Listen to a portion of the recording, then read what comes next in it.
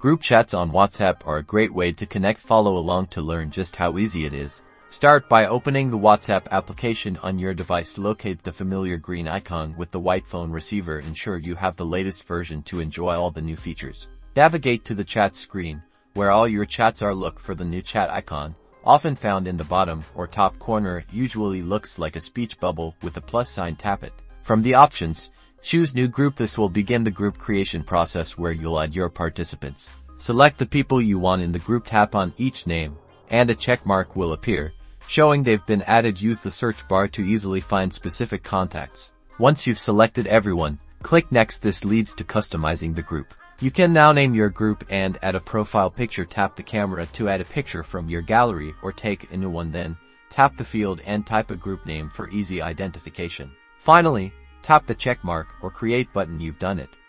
Your WhatsApp group is live. Time to connect and chat.